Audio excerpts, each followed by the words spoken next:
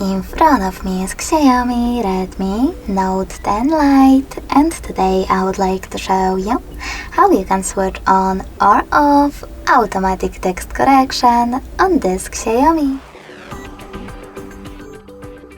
First of all, go into settings and scroll down. Then access additional settings over here.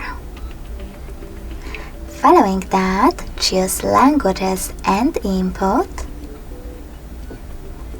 Click on manage keyboards and keyboard. Lastly, just click on text correction. Scroll down and tap on this switcher next to auto correction to switch it off or on. Thanks so much for watching. If you enjoyed this video, leave a like, comment and subscribe. Bye!